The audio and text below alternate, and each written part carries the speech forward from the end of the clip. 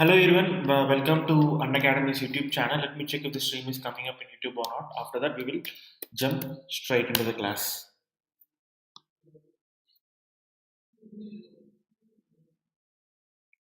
Okay, the stream is coming up, everyone. The stream is coming up.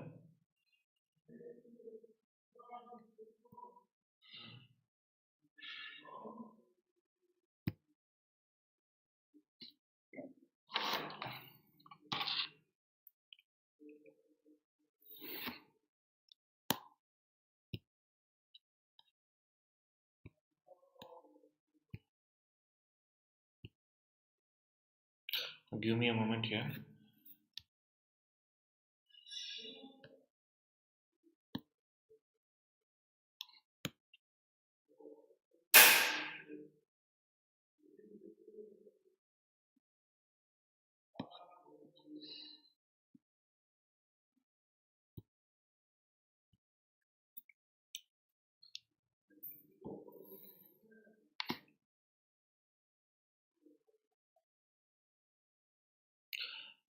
Okay, everyone. Today we will be looking at an overview on European Union. So in this class, we will learn everything about European Union, why European Union was established, and what is the history of European Union, and what is the organization of European Union. So all these issues we will look in today's class. Now, before going on to the class itself, let me give you a brief introduction about myself as well as about Unacademy. See, my name is Aravind. I've completed my BE Mechanical Engineering in 2014 and I have almost 3 years of experience in teaching UPSC Civil Services and I have experienced all stages of UPSC Civil Services, that is prelims, mains and an interview. Now my specialization subjects include polity, international relations and then current affairs. Now this is the Telegram link for my the Telegram channel. Here in this Telegram channel, I will regularly update the schedule of my classes. If you have any doubts regarding my classes, you can join this Telegram group and then you can ask your doubts in that particular Telegram group.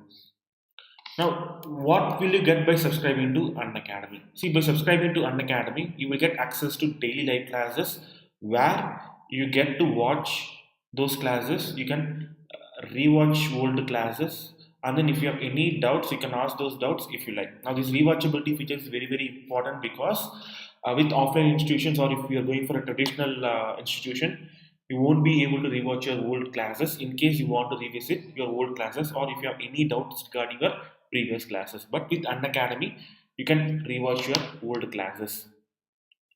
And then Unacademy conducts live tests as well as quizzes almost on a daily basis. This is very, very important because when it comes to preparing for UPSC, 50% is about preparation and then 50% is about practice. Okay, so practice is as important as preparation when it comes to UPSC. So by giving live tests as well as quizzes almost on a daily basis, uh, Unacademy is equipping you better in clearing UPSC.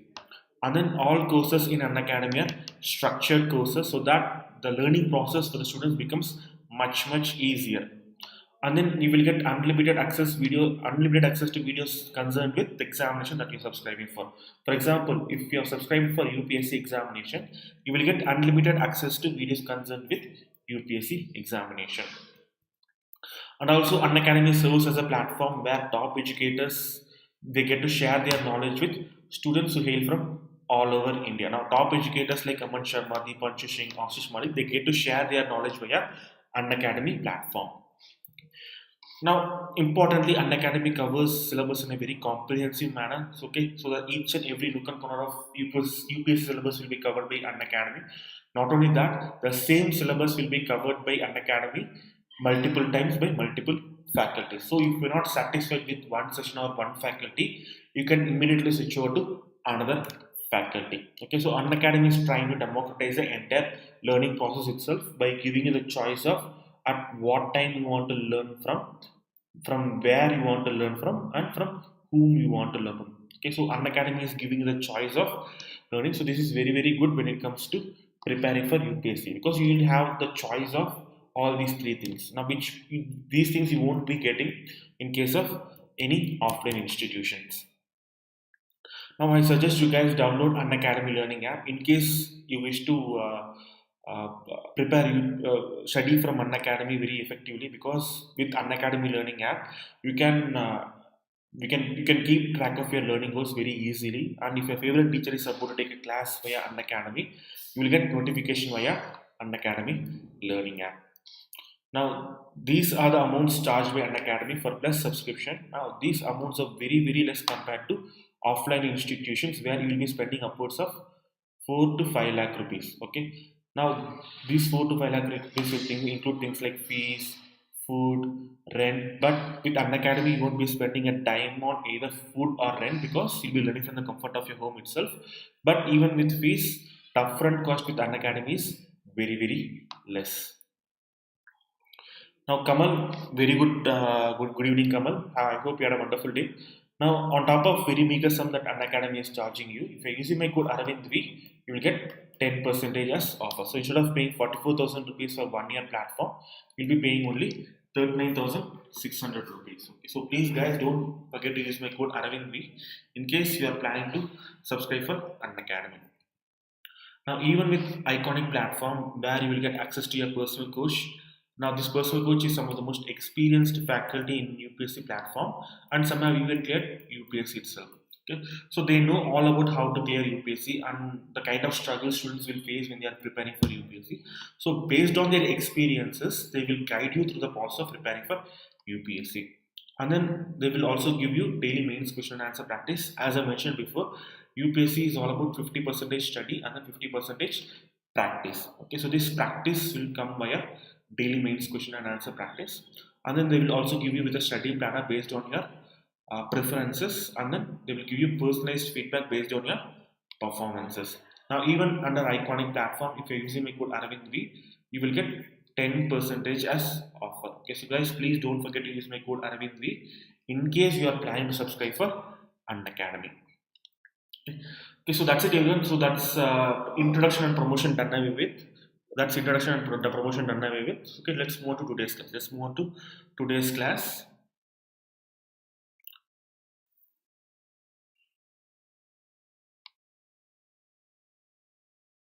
Now, give me a moment here. I don't know why the pen is not coming. It is not coming up here.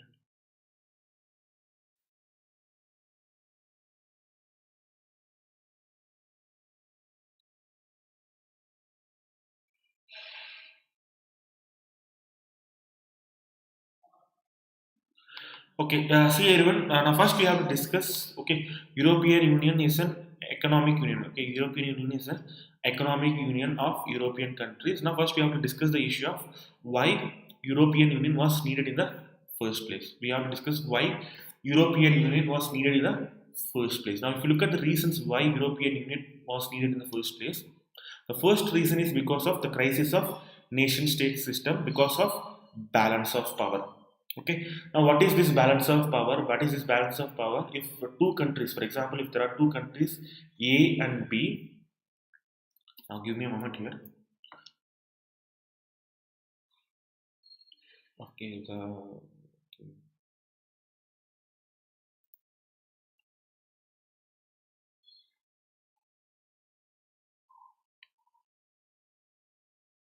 okay, see here everyone, when we took look at the analysis of why European Union was needed, the first reason is crisis of nation state system because of balance of power. Now, what is this balance of power? Which means that when two countries like A and B, when they are at war with each other, now because of, if both countries are equal in economic as well as military power, this they will be said to have in they will be in a balance of power, which means that if these two countries are fighting with each other, they will have a balance. Okay, this is called as balance of power.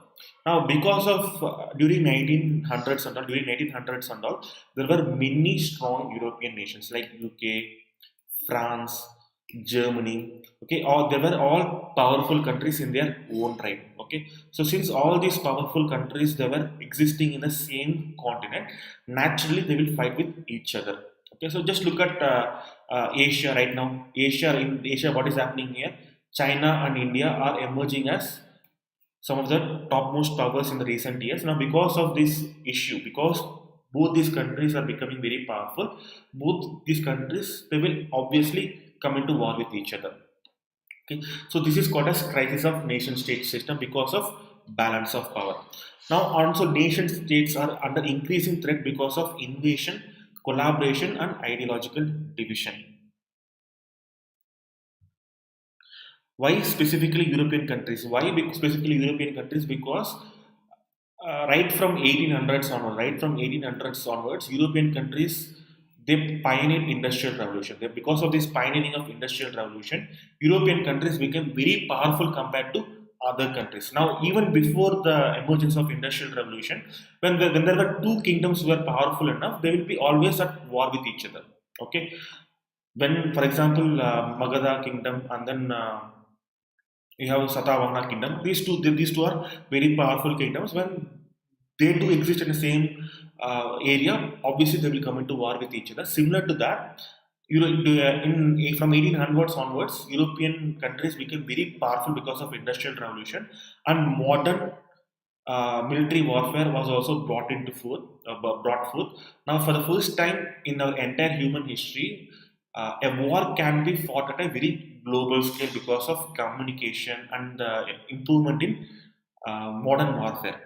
Okay, so that's why European Union was hit by world wars during that time. Okay, can you understand, Mira? Because one, because of the upgradation of military warfare. The next one is because of very powerful nation of the countries that were operating in European area. Okay. Now, because of invasion, okay, Germany and France they were constantly at war with each other, and similarly, France and UK also were at war with each other. And if you look at collaboration, if you look at World War One, what happened? UK, France, all these countries they formed together into one group, and similarly Germany, Austria they formed into another group. Okay. The next one is ideological division. What happened during World War Two? The European area was divided into two areas based on their ideological divisions between Germany and Italy based on fascism, and then UK and France based on liberalism. Okay. So based on these factors, all these countries were fighting with each other. When all these countries were fighting with each other, what will happen? There will be a threat to the state constantly. There will be a threat to the existence of the state constantly. Next one is because of anti-Nazi resistance. Okay, they have to break away from nationalism. So, what is the core proponent of Nazism? What is the core philosophy of Nazism? It is ultra nationalism. It is ultra nationalism. The core proponent of Nazism is ultra Nazism. So, if they want to counter Nazism, they have to break away from the concept of nationalism. Since they wanted to break away from the concept of nationalism, they had to form an unified EU so that the people will not feel ultra nationalistic. Okay. The next one is reconstruction of politics through European federal state. Now, what is the meaning of reconstruction of politics? Now, after World War II, Europe was at a very bad shape, economically as well as politically. Economically as well as politically, Europe was in a very bad state. So, if they want to rebuild Europe, both politically as well as economically, they had to form European federal state because at that time USA became undisputed superpower. So, if European Union were to counter USA as well as Russia, they have to unify together so that they can become powerful themselves. And also, if they want to survive economically because of that post-war expenses, they had to unify. There was no other choice for them. Okay. Now, the next one is the practical coordination of reconstruction. Okay, another reason is because of post-war expenses, they had to come together because of their massive reconstruction job because of world wars. The next one is integration of defeated states. One of the main reason why World War II happened because of humiliation that Germany suffered because of Treaty of Versailles. In Treaty of Versailles, Germany was treated very badly. Because of this very reason, Hitler came to power. Okay, so to prevent that from happening, European nations were very concerned that they have to integrate a defeated state so that they will not become, they will not become humiliated enough to fight again. The next one is need for security system for Western Europe. Now, after 1945, Russia became very powerful. And Russia, if you look at the ideology of Russia and Europe, they were opposite of each other. So, since they wanted to fend off the threat of Russia, they needed a security system for Western Europe. Now, the best way to defend themselves is to unify themselves against the common enemy of Russia. Okay. Now there was also a new emphasis on economic modernization as well as living standards. Okay, right after 1950s, okay, the phenomenon called as globalization became very prominent. Fan, fan. Globalization became very prominent. Okay, now globalization made many countries very prosperous. Okay, so because of that, there was a new emphasis on economic modernization as well as living standards, which can be found by a integration of various countries. Okay, so now to solve all these problems, that I have listed right now, they have found number of solutions. The first one is they had to unify France as well as Germany. Because if you look at both world war, both world wars, the two countries which were at constant fight with each other was France as well as Germany. So unifying France as well as Germany is also of paramount importance, and they also had to contain Germany in a integrated Europe so that Germany will not fight with other European countries. And also after 1950s, federalists were on the rise. Now these federalists they tried to promote federal ideal. Okay, now this became a very popular movement in various European countries at that particular time. Okay. Now, if you look at UK itself, UK was also clamoring for unified Europe. Churchill had proposed Anglo-French Union in 1940, and he suggested United States of Europe with common institutions and military. Now, in 1946 in Zurich, Churchill European project should be based around France and Germany and not Britain. Now, Britain was with Europe, but not of it. Okay, so even though UK clamored for unified Europe, UK was not active part in the discussions of forming of European Union. Okay. So did you understand everyone? Did you understand everyone why European Union was needed after World War II? Okay. Did you understand everything? Only if you have understood, we can move on to the next part. So if you have understood, please say so in the chat section. After that, I will move on to the next part. That is history of European Union.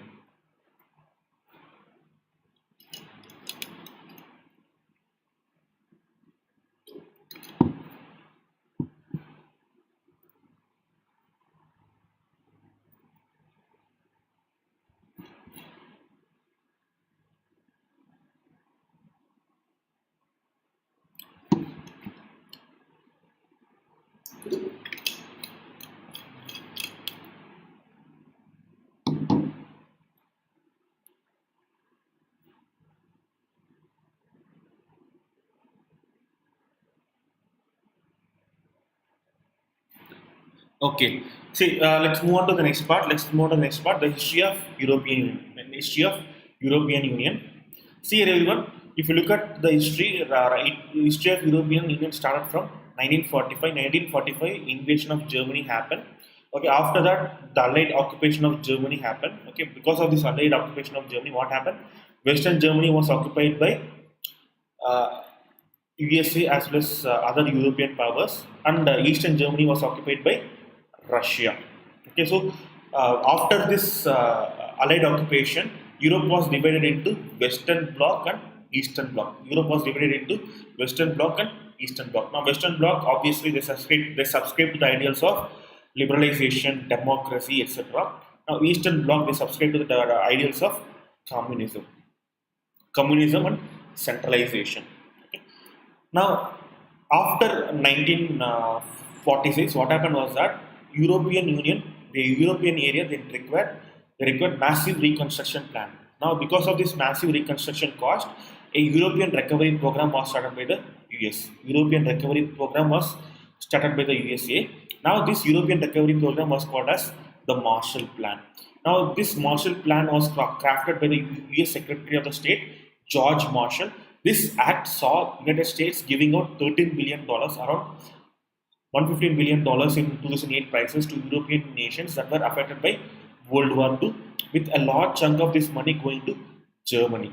Okay. Now, however, the success of this Marshall Plan has been debated by economic historians.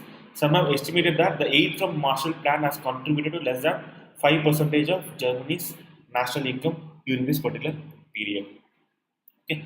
Now, as I mentioned before, after post-war, European Union had to reconstruct themselves. So, because of that, USA gave their Marshall Plan. Now, one of the main reasons why USA gave this Marshall Plan because, as I mentioned before, Russia was very closer. Geographically, Russia was very closer to Europe.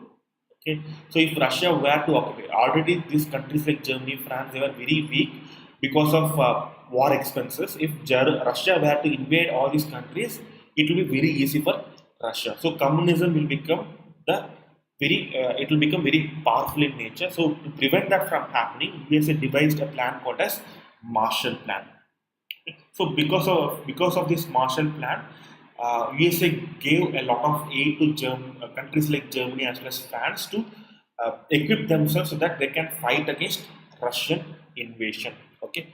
Now the funny thing is that because of Marshall Plan, even though if whether Russia had intentions of occupying Germany or not, Russia viewed this Marshall Plan very negatively. And they thought that Marshall Plan was used against Russia. So this was the beginning of Cold War between Russia and USA.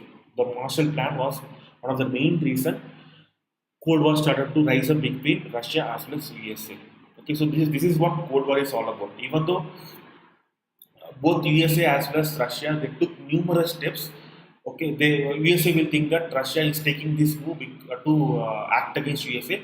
Now, in response to this move, USA will respond with another program. Now, to respond this particular program, Russia will come up with another program. So, this Cold War is nothing but a constant bickering between USA as well as Russia. Okay, by which what they will perceive as a threat against their particular country. Okay. Now these were the founding fathers of EU. Now the following missionary leaders were inspired to create European Union that we live in today. Without their energy and motivation, European Union would have not been formed. Now these were the founding members of European Union. Okay. Now let's take a look at what kind of a job all these people have done with regards to formation of European Union. See here, I've explained all these things. Okay, we can check this in PDF that I will be linking after finishing this class. Okay, I will use the PDF for this particular slide in the comment section. So please go and check this particular slide, and you can check what are the individual contributions given by various peoples for formation of European Union. Okay. Now let's take a look at some history of formation of European Union. Now, the European Union is set up with the aim of ending the frequent and bloody wars between the neighbors, which culminated in Second World War. As of 1950, the European coal and steel community begins to unite European countries economically and politically in order to secure lasting peace. The six founding countries are Belgium, France, Germany, Italy, Luxembourg, and Netherlands. Now, the 1950s are dominated by a Cold War between East and West. No, there is no need to remember the names, Mira. There is no need to remember the names. Just to explain, what to say, to explain each and every part of formation of European Union. I've included that slide. There is no need to remember those names. Okay. Now, the 1950s are dominated by Cold War between East and West. Now, protests in Hungary against the communist regime are put down by the Soviet tax in 1956. In 1957, the Treaty of Rome creates European Economic Community or common market between European countries. Now, the historical roots of European Union lie in the Second World War. The Europeans were determined to prevent such killing and destruction from ever happening again. So they formed the European Union. Soon after the war, Europe is split up into East and West, as was the 40-year-long Cold War begins. Now, the Western European nations create the Council of Europe in 1949. It was the first step towards cooperation between them, but since six countries wanted to go further from Council of Europe. Now, in May of 1950, French Foreign Minister Robert Schuman presents a plan for deeper cooperation between European countries. Now, later on 9th May, 9th May is celebrated as Europe Day because this was the day Foreign Minister Robert Schuman came up with a plan of deeper cooperation between European countries. Now, based on Schuman's plan, six countries signed a treaty to run their heavy industries such as coal and steel under a common management.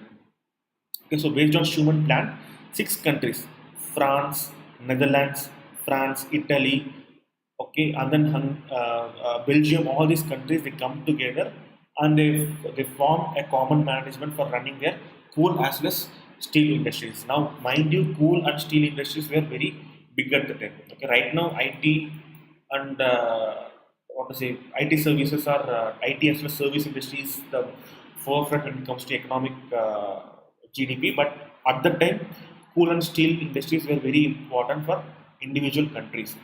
Now, in this way, none of these countries can make weapons of war to turn against each other, because if Germany is waging war against France, it will hurt Germany economically, because these two countries are integrated with each other. Can you understand my point? Since both France as well as Germany are integrated with each other, if Germany is waging war against France, it will hurt Germany even more because of this deeper economic integration. The six countries were Germany, France, Italy, Netherlands, Belgium, and Luxembourg. Now, the founding member states were Germany, France, Italy, Netherlands, Belgium, and Luxembourg. So, in the beginning, there were six member states in European Union. Keep this in mind. In the beginning, there were only six member states in European Union. Now, right from 20th, 23rd October to 10th of November 1956, in Hungary, people rise against the Soviet-backed regime. In November, Soviet tanks appear on the streets of Budapest to quash the protests. The Soviet Union beats the United States in a space race by launching the first man-made satellite called Sputnik in 1957. Sputnik orbits the Earth at a height of 800 kilometers. In 1961, Soviet wins again in the first cosmonaut. Yuri Gagarin whose spacecraft is just 2.6 meter in diameter. Okay. Now, in as a response to this event, in March of 1957, building on the success of coal and steel treaty, six countries expand their cooperation to other economic sectors. Now, after this signing of treaty, after this forming of Eurasian Coal and Steel Cooperation, in March of 1957, these countries they signed a treaty called as Treaty of Rome, creating European Economic Community or EEC. Okay. So they created a common market not just for coal as well as steel manufacturing. They created a common market for all industries. Okay. Now behind forming this community was for people, goods, and services to move freely across borders. Okay. Now, after forming this economic community, 1960 to 1969, this period saw a period of prosperous economic growth between these countries. 1966 is a good period for the economy, helped by the fact that EU countries stopped charging custom duties when they trade with each other. We also agreed for a joint control over food production, so that everybody now has enough to eat, and soon there is even surplus of agricultural produce. Now, finally, on January of 1963, okay, Elysee Palace in Paris and Konrad Adenauer and Charles de Gaulle signed Franco-German Friendship Treaty, calling for permanent close cooperation in foreign policy, cultural as well as youth affairs. Okay, so Elysee, Konrad Adenauer, and as well as Charles de Gaulle. Okay, now Charles de Gaulle. This is the name of Paris airport.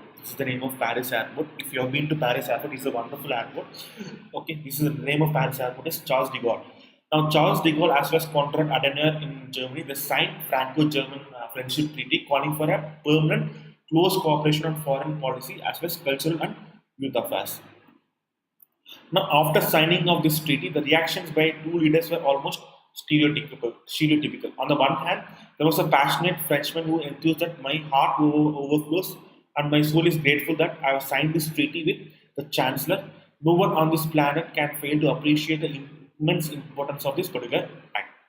This not only turns the page on long bloody era of fighting and war, but also opens the door to a new future for Germany as well as France, for Europe, and therefore the world. On the other hand, Germans have responded saying that general, you have spoken so eloquently that I cannot add anything to your words. Okay, so that's the extent of friendship that was shown between France as well as Germany at that time. Okay.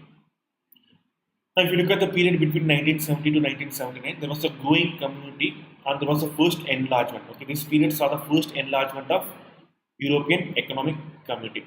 Of, for the first time, Denmark, Ireland, and United Kingdom joined the European Union on 1st of January 1973. Now, this raised the number of member states to from 6 to 9. The short yet brutal Arab-Israeli War of October 1973 results in an energy crisis and economic problems in Europe. Okay, because of Arab-Israel war, many Arab countries started exporting oil to Western countries. Now, because of that, there was an oil crisis in Western Europe as well as USA. Okay. Now, because of this, what is the energy crisis, the last right-wing dictatorships in Europe came to an end with an overthrow of Salazar regime in Portugal in 1974 and the death of General Franco of Spain in 1975. Now, the EU regional policy starts to transfer huge sums of money to create jobs as well as infrastructure in poorer areas. The European Parliament increases its influence in EU affairs, and in 1979, all citizens can, for the first time, elect their members directly. Okay, so in 1979, for the first time, European the voters in European member countries they can vote for the European Parliament directly for the very first time. The fight against pollution intensifies in the 1970s.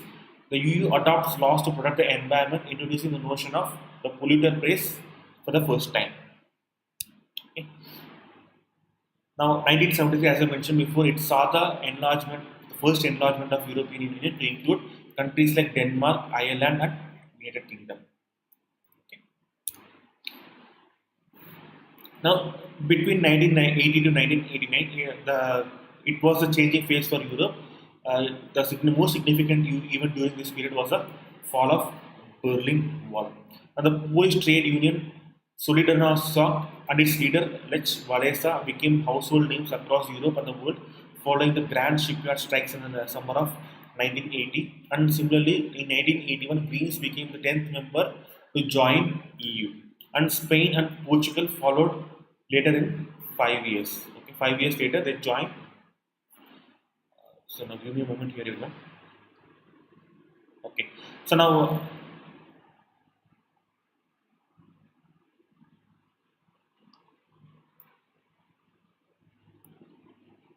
okay. So now after Greece became the 10th member of European Union, Spain as well as Portugal joined EU in 1986. Okay.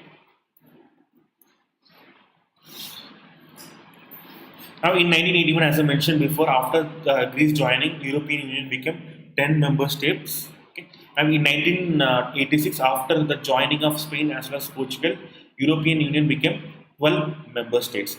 Also, in 1986, the Single European Act was signed. Okay, in 1986, the Single European Act was signed. This is very, very important because this is a treaty which provides for the basis for 6-year program aimed at sorting out the problems with free flow of trade across Europe borders and thus creating single market. Okay, so this was the first treaty which tried to sort out the free flow of trade between Europe countries so that it can create single market.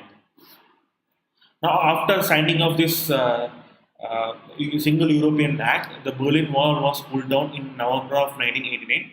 This was a major political appeal when the border between East as well as Germany was opened for the very first time in 28 years. Now, this Berlin Wall it created a sense of reunification of Germany when both East as well as West Germany are united in October 1990. So, this unification of Germany once again created a sense of unification between various European countries. Okay. Berlin Wall not only created a sense of unification between West Germany and East Germany, it also created a sense of unification among various European countries as well. Now, between the period of 1990 to 1999, this was a period of Europe without frontiers. With the collapse of communism across Central as well as Eastern Europe, Europeans became very closer neighbors. Now, in 1993, the single market was completed by signing of this Maastricht Treaty that was signed in 1992. This Maastricht Treaty, this is very, very important, everyone. This Maastricht Treaty is the one which created single market across European Union. Now, the single market, okay, the single market created four freedoms. Okay, those four freedoms include freedom of movement for goods, services, people, and money. Okay, so these freedoms of movement, there was freedom of movement for goods, services, peoples, and money. Now, after the signing of this Maastricht Treaty, there was also a Copenhagen criteria. Any country that seeks membership of European Union must conform to the conditions set out by Article 49 and principles laid down in Article 6.1 of Treaty of European Union. And also relevant criteria were established by Copenhagen European Council in 1983 and strengthened by Madrid European Council in 1995. Okay. Now, this Article 49 is very important. This Article 49 is very important because this Article 49 sets out the criteria which is required for countries to join EU. This Article 49 sets out the criteria for countries to join EU as well as for the countries going out of EU. Okay.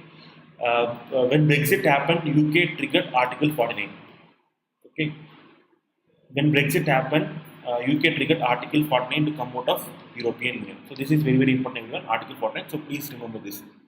Now in 1995, European Union gains 3 more members: Austria, Finland, and Sweden. Now European consists of 15 member states. Now give me a moment here, everyone. Give me a moment here.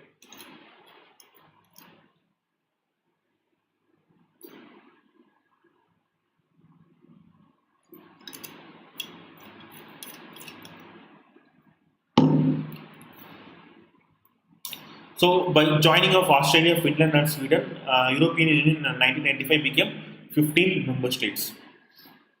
Okay, now a small village in Luxembourg gives its name to the Schengen agreements that gradually allowed people to travel without having their passports checked at the borders. Now, after creation of the Schengen area, millions of young people can study in other countries with EU support under Erasmus program. Okay, so all these are the countries under Schengen area: Norway, Sweden, Finland, Denmark. All these countries are under Schengen agreement. So if a person wants to move from Spain to France, he can move so without having proper passport. So this is Schengen area. Now keep this in mind. UK is not under Schengen area. UK never was under Schengen area. So even if UK was formally with European Union, if European nationals were to enter into UK, they have to submit passport. They have to use passport for entering into UK. This is very important. Okay. Now communication is made easier as far more people start using their mobile phones and internet between European Union countries. Now keep this in mind. There is a difference between European Union and Eurozone area. There is a difference between European Union and Eurozone. Now still the European Union is not still the same as Eurozone, which was created in 2005. Eurozone was created in 2005. Now Eurozone is simply a collection of all countries that use the currency of Euro. Eurozone is a collection of all countries that use the currency of Euro. As an obvious example, Britain did not use Euro, but still until 2019 is a part of European Union. Okay. Now despite the common pledge of European Union members to eventually switch over to using euros, only 19 of the current 28 European Union members use the euro as of 2018. Okay. So out of 28 members, only 19 members in European Union use the currency of euro. So these 19 countries will come under Eurozone, despite there are 28 countries in European Union. So this is the difference between European Union and Eurozone. So keep this in mind. This can be a question from prelims point of view. Okay. Now from 2000 to 2009, there was a further expansion to European Union. The euro got replaced with European currency unit in 1st of January 1999. Now the euro is now the new currency for many Europeans. During this decade, more and more countries adopted the euro. In 11th of September 2001, this became synonymous with war on terror after a hijacked airlines was flown into New York, Washington. European Union countries began to work much more closely in regards to fighting crime, terrorism, as well as other security threats.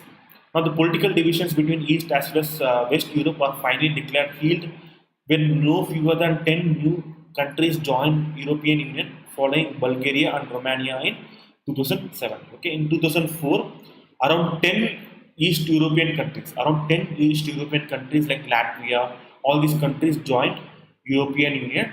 Now later in 2007, Bulgaria as well as Romania joined EU in 2007. Okay, so this is the timeline of various countries joining in Europe. Everyone. Okay, so the original members were France, Germany, Italy, Belgium, Netherlands, and Luxembourg. Okay, in 1973, three more countries joined: UK, Ireland, and Denmark. In 1981, Greece joined. In 1986, Portugal as well as Spain joined. In 1990, East Germany joined European Union. In 1995, Austria, Sweden as well as Finland joined European Union. In 2004, Central Eastern European countries like Cyprus, Malta, Latvia, all these countries joined. Around 10 Eastern European countries joined European Union. In 2007, Bulgaria and Romania also joined European Union. And lastly, in 2013, Croatia joined European Union. Okay, this is the timeline of various countries joining into European Union. Okay. Now, there are certain organizations between European countries that are outside the ambit of European Union. Okay, there are certain agreements as well as treaties that are outside of European Union. Now, it is imperative. It is very important to know all these treaties that are outside of European Union. Now, the first such treaty is EFTA, European Economic Area, and Council of Europe. Okay, so these are the three treaties as well as agreements which are very important that are outside the ambit of European Union. Now, what is this European Free Trade Association? Now, this European Free Trade Association is an intergovernmental organization of Iceland, Liechtenstein, Norway, and Switzerland. Now, this was set up in 1960 by then the 7 members of states for promotion of free trade as well as economic integration between its members. Now, keep in mind, Iceland, Liechtenstein, Norway, and Switzerland at the time they were outside of European Union. They were outside of European Union. Okay. Now, even now, countries like Liechtenstein, Norway, and Switzerland, they are not members of EU. They are not members of EU. Keep that in mind. Now, there is also the European Economic Area. Now, this European Economic Area or European Economic Area consists of member countries of European Union and EFTA countries except Switzerland. Now, the European Economic Area Agreement was established in 1994. Okay, so this agreement is sort of economic agreement between European Union and countries in EFTA except Switzerland. This agreement was signed in 1994. Okay. Now there is also important organization called as Council of Europe. Now, this Council of Europe is an international organization founded in the wake of World War II to uphold the human rights, democracy, and rule of law in Europe. Now, this organization was founded in 1949 and it has 47 members. Okay, it was founded in 1949. Now, Council of Europe is independent of European Union. Now, keep this in mind. Council of Europe is independent of European Union. Council of Europe has around 49 member countries, whereas in case of European Union, it has only 27 member countries. Keep this in mind. European Union is completely independent of Council of Europe. Now, what is the job of this Council of Europe?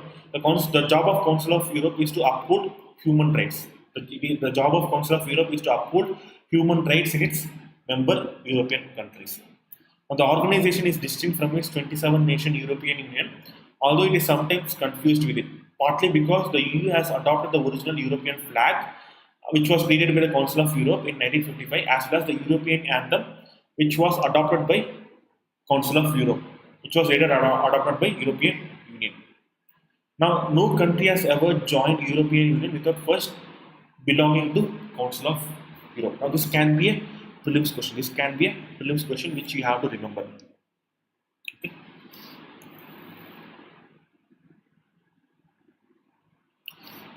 Now, we also have to analyze the difference between European Union, Customs Union.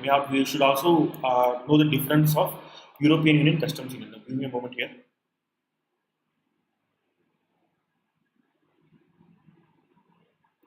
Sorry, Vandana. This is an English medium class. I cannot teach you in Hindi. Okay, I cannot teach you in Hindi. This is an English medium class. Now, this European Union Customs Union is a customs union which consists of all member states of European Union, Monaco, okay, until the end of Brexit transition period. United Kingdom is on some other of its dependencies also member of European Union Customs Union. So this European Union Customs Union is an economic arrangement between European Union and countries like Monaco, Andorra, San Marino, and Turkey. Now, right now, even UK is under European Union Customs Union because UK via Brexit has come out of EU.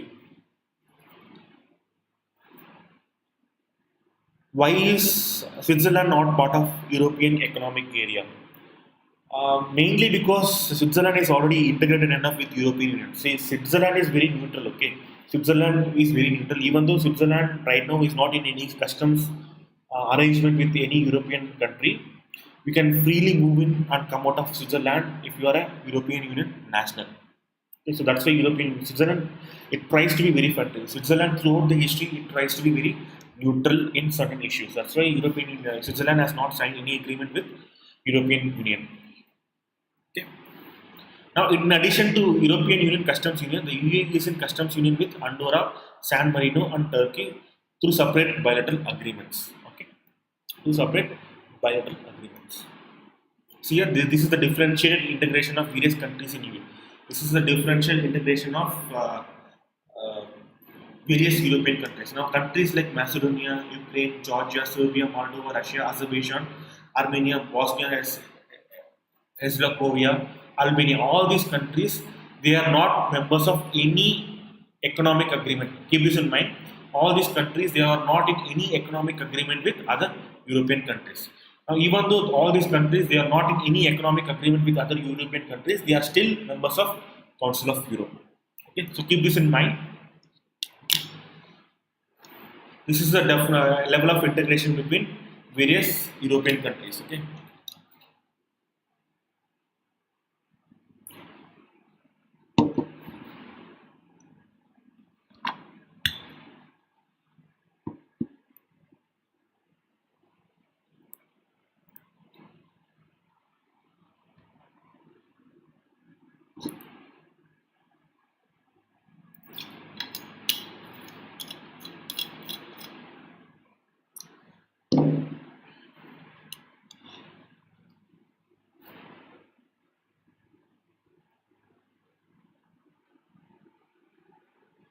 Okay, people, if you have any doubts so far, please ask your doubts. I will give you 1 minute to ask your doubts. After that, I will move on to the next part.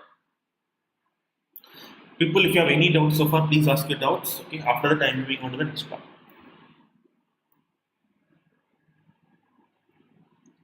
Thank you, Mira. Thank you, Mira.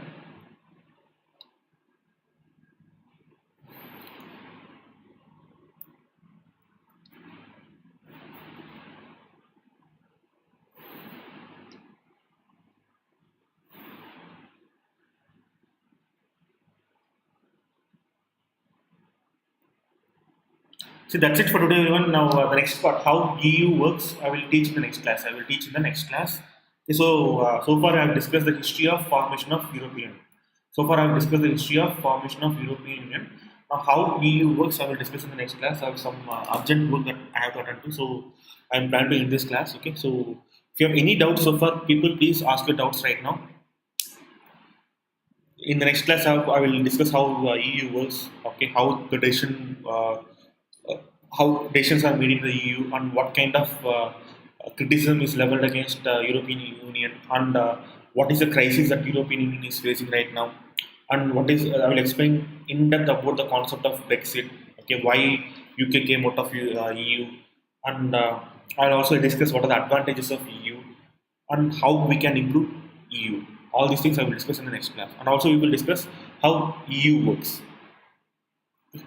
So, people, if you have any doubts so far, please ask your doubts. Okay, or else I'm going to end this class.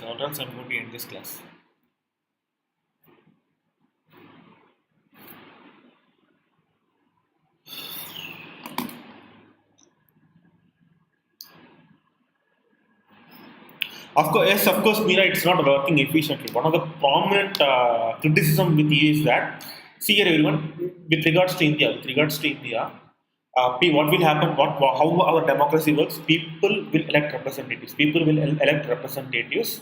Okay, people will elect representatives, and if representative is not doing their job properly, what will happen in the next election? People will remove this representative. They will vote out this representative. But in case of EU, what is happening? In case of EU, what is happening? Most of the decision is taken by European Commission. Most of the decisions for European Union is taken by European Commission. Okay. Even though most of the decision is taken by European Commission, people of European countries they cannot vote into European Commission. People cannot vote into European Commission.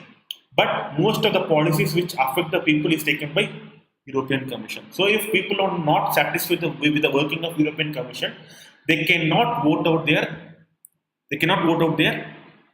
representatives. Okay, they can merely vote out their representatives in their respective countries, since European Union controls everything regards economy, trade, everything. Okay, they don't have much leeway when it comes to improving, responding to the demands of people. So that's why people are getting increasingly frustrated with the working of EU, because whatever they do, whatever democratic choices that they are exercising, there is no change that is happening at the ground level, because European Union is a very technocratic organization. It is a very technocratic organization.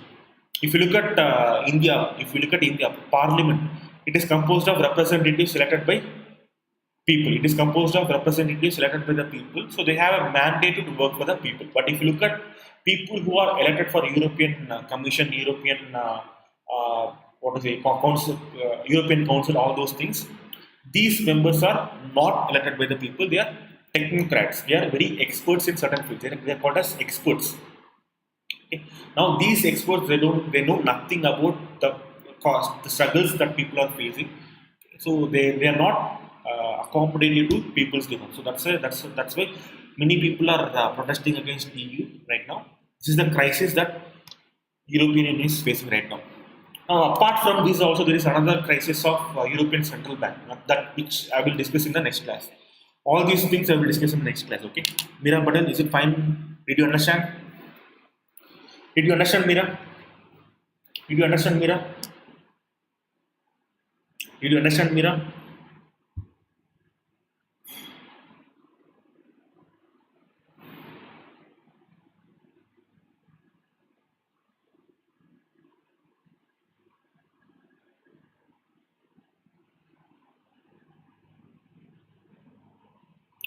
Mira, did you understand why European Union is not working efficiently right now?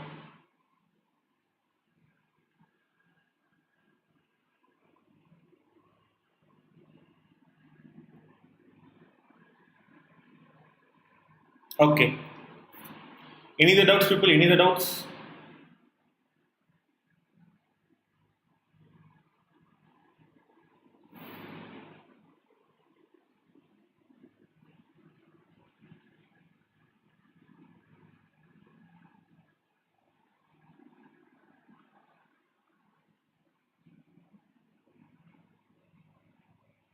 Any other doubts? Everyone, any other doubt?